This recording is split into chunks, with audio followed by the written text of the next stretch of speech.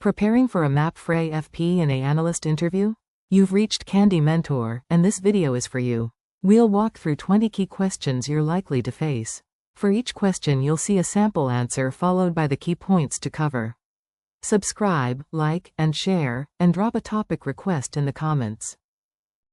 Question 1. What does FP&A contribute to an insurance company like MAPFRE? FP&A turns financial information into decisions. At MAPFRE, I would support budgets, rolling forecasts, variance analysis, management reporting, and strategic planning across insurance operations. I would connect metrics such as premiums, claims, expenses, investment income, and solvency requirements to financial outcomes. The role is not just reporting history, it is explaining what changed, why it changed, and what management should do next. That combination of analytical discipline and commercial partnership is what attracts me to FP&A. While answering, focus on budgeting, forecasting, performance analysis, management reporting, business partnering, and how FP&A connects operational drivers with profitability, capital allocation, and strategic decisions in insurance. Question 2. How would you build an annual budget for MAPFRE? I would begin with strategic targets and historical performance, then build operational assumptions with underwriting, claims, distribution, investments, and corporate functions. For insurance, I would model premiums, retention, claims frequency and severity, commissions, expenses, and investment income rather than applying simple growth rates. I would document assumptions, challenge inconsistencies, run downside scenarios, consolidate submissions, and reconcile the result to management objectives. Finally, I would establish monthly ownership so the budget becomes a living performance tool. Make sure to cover assumptions, collaboration with business units, premium and claims drivers, expense planning, investment income, consolidation, challenge procedures, scenario analysis, and final alignment with strategic objectives. Question 3. How do you distinguish a budget, forecast, and outlook? A budget is the approved financial plan and performance baseline for a defined period. A forecast is management's latest estimate of what will actually happen, incorporating current results and revised assumptions. An outlook is often a broader directional view, especially beyond the detailed forecast horizon. I would preserve the budget for accountability while updating the forecast when credible information changes, such as claims deterioration or volume shifts. Comparing all three helps management separate execution issues from changed market conditions. In your answer, talk about purpose, timing, flexibility, accountability, forecast updates, actual performance, reforecasting triggers, and how each view supports different management decisions. Question 4. Walk me through how you would analyze a budget variance. I first validate the data and identify whether the variance is material, recurring, or timing related. Then I decompose it into drivers such as volume, price, mix, claims frequency, severity, staffing, foreign exchange, or one-off costs. For example, an expense overspend could reflect accelerated hiring rather than poor cost control. I would discuss the explanation with the accountable business owner, update the forecast if necessary, and recommend an action, not merely report the numerical difference. Be sure to mention materiality, price-volume mix analysis, timing, operational drivers, one-off items, data validation, management discussion, root cause, and corrective actions. Question 5. Which KPIs would you monitor for MAPFRE's insurance business?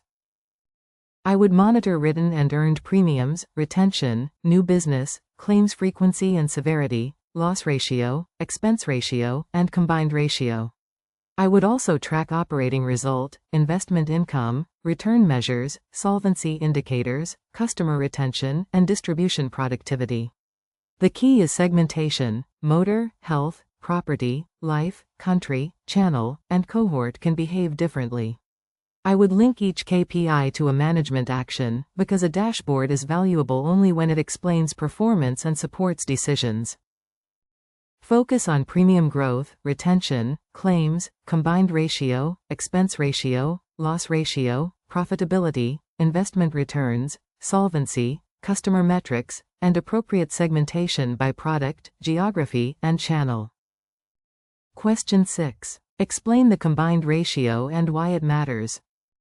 The combined ratio equals the loss ratio plus the expense ratio, generally using incurred claims and underwriting expenses divided by earned premiums. A ratio below 100% indicates underwriting profit, while a ratio above 100% indicates an underwriting loss before investment income. I would use it alongside premium growth, reserve development, and product mix, because a deteriorating ratio may reflect pricing, claims inflation, catastrophe exposure, or expense pressure. Investment income can support total profitability but does not repair weak underwriting economics. Make sure to cover loss ratio, expense ratio, earned premiums, interpretation above or below 100%, underwriting profitability, investment income, and limitations when comparing products or markets. Question 7. How would you forecast insurance claims? I would forecast claims by separating exposure, frequency, and severity, then incorporating seasonality, historical development, inflation, weather or catastrophe assumptions, and changes in policy mix. I would partner closely with actuarial and claims teams because their reserve analysis and emerging experience are essential. I would compare actual claims against prior assumptions, identify whether deviations are temporary or structural, and run sensitivities around frequency, severity, and inflation. The forecast should show both a central estimate and meaningful downside risks. In your answer, discuss exposure, frequency, severity, development patterns, seasonality, inflation, catastrophe assumptions, actuarial input, emerging trends, and sensitivity analysis. Question 8. What is International Financial Reporting Standard 17, and how could it affect FP&A reporting? International Financial Reporting Standards 17 changes how insurance contracts are measured and how results are presented over the coverage period. FP&A must understand insurance revenue, insurance service expenses, incurred claims, the contractual service margin, and insurance finance effects. I would not treat the accounting output as a black box. I would reconcile it to operational drivers and prior reporting, explain movements, and coordinate with actuarial, accounting, and data teams. Strong International Financial Reporting Standards 17 reporting improves forecasting, but requires disciplined assumptions and clear bridges.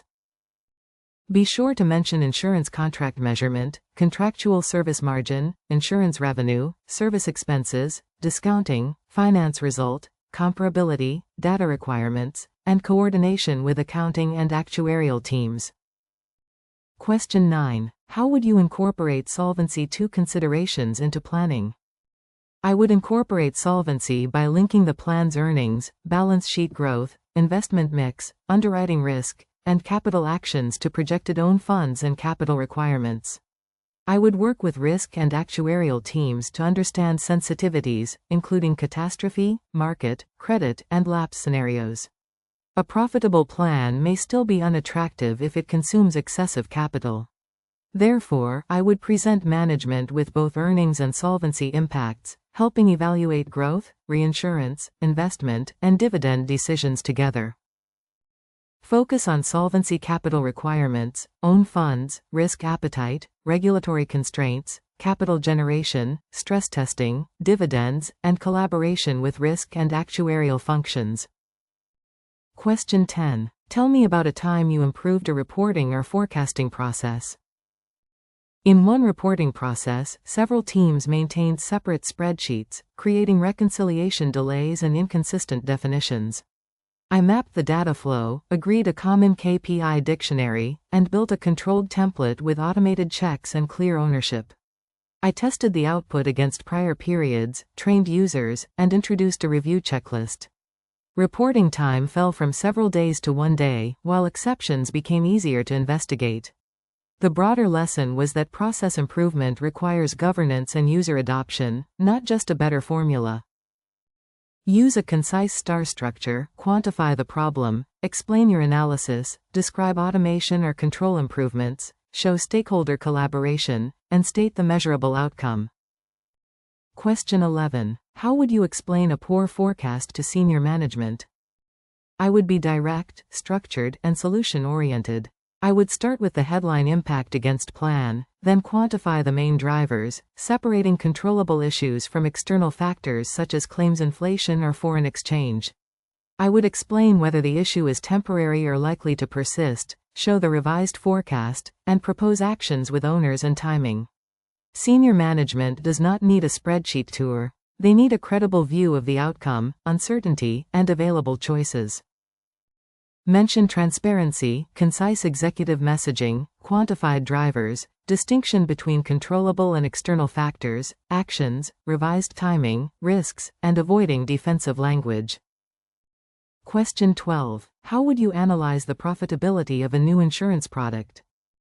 I would build a product business case using expected premium, policy volumes, retention, claims frequency and severity, commissions, administration costs, acquisition expenses, and capital requirements. I would calculate expected underwriting and total profitability, then test sensitivities for pricing, mix, lapse, inflation, and adverse claims experience. I would also assess payback and break-even volume. After launch, I would compare actual cohorts with assumptions, monitor early indicators, and recommend pricing or underwriting changes before losses become embedded. In your answer, cover pricing, expected claims, expenses, acquisition costs, retention, capital consumption, investment income, scenario testing, break-even analysis, and post-launch monitoring. Question 13. How do foreign exchange movements affect MAPFRE's financial planning?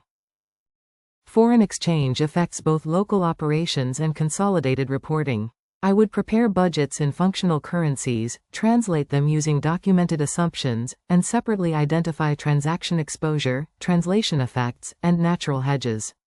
For performance analysis, I would show reported growth alongside constant currency growth so management can distinguish business momentum from exchange movements. I would also run sensitivities for major currencies and coordinate with treasury and country finance teams. That produces a clearer forecast and avoids attributing currency noise to operating performance. Be sure to mention transaction and translation exposure, local currency planning, reporting currency, natural hedges, sensitivity analysis, constant currency views, and distinguishing operational from currency effects. Question 14. How would you assess an investment in automation from an FP&A perspective? I would compare the investment's upfront and recurring costs with quantified benefits, including labor savings, reduced errors, faster close cycles, avoided hiring, and improved control. I would calculate payback and, where appropriate, NPV using realistic timing and risk assumptions. I would also identify benefits that are harder to monetize, such as better employee capacity and auditability. After approval, I would establish milestones and track actual savings against the business case, revising assumptions when implementation differs. Focus on upfront cost, recurring savings, implementation risk, productivity, error reduction, payback, NPV, operational capacity, non-financial benefits, and post-investment tracking against the business case. Question 15. What checks would you perform before issuing a management report? I would confirm that the reporting period, entity scope, currency, and actual versus budget definitions are consistent. Then I would reconcile totals to the general ledger or approved source systems, review formula integrity, investigate unusual movements, and check that commentary agrees with the numbers. I would test key inputs, compare prior versions, and confirm sign-offs from responsible owners. Finally, I would perform a senior-level reasonableness review, asking whether the story makes operational and financial sense. Mention completeness, accuracy, reconciliations, actual to source checks, period consistency, variance reasonableness, formula controls, version control, sign-offs, and review of unusual movements. Question 16. How do you prioritize competing requests from business stakeholders? I prioritize based on decision impact, deadline, risk, stakeholder dependency, and effort required.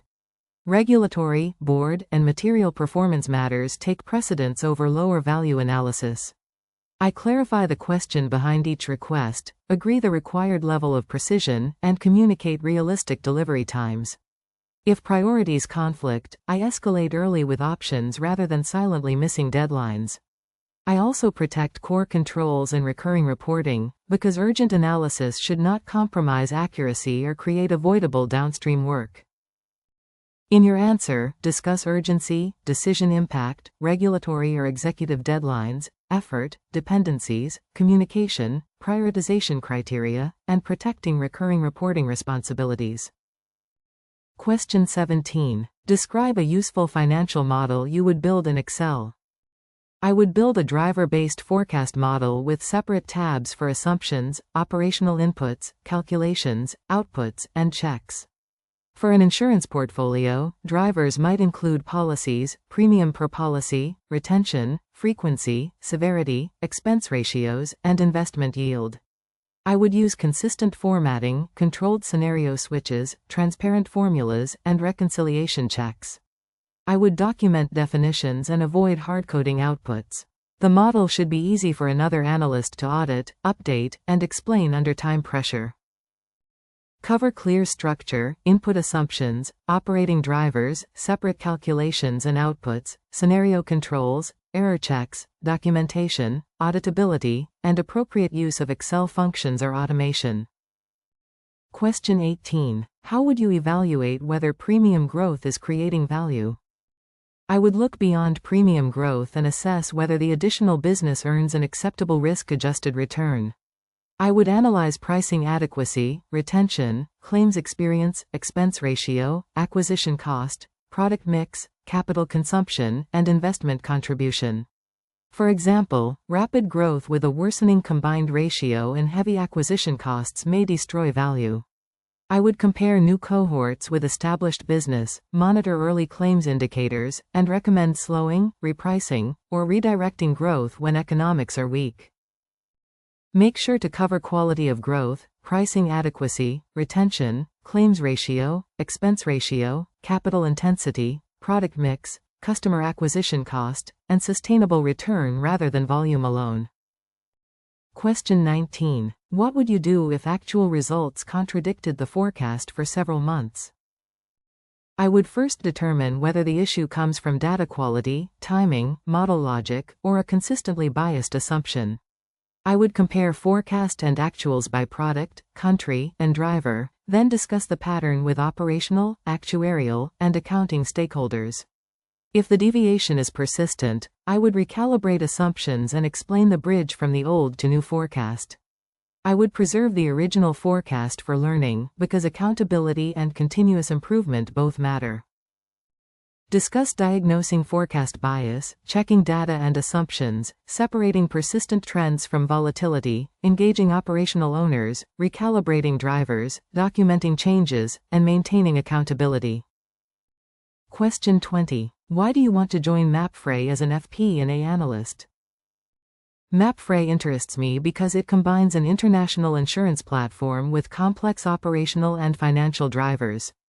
FP&A would let me apply analytical skills to premiums, claims, expenses, investment performance, and capital while partnering with teams that directly influence results. I am also attracted to the opportunity to understand different markets and improve decision quality through clear reporting. I would bring strong attention to detail, curiosity, and a practical communication style, while developing deeper insurance expertise. Be sure to connect MAPFRE's insurance scale, international footprint, customer purpose, analytical complexity, development opportunity, and your skills in financial analysis, communication, and business partnering. If you are still with us, congratulations, you are much ahead of the rest and serious about preparing for your interview. We hope we were able to add value to your preparation and create some helpful content. Do not forget to like and share this video. Your small act can do great things for us.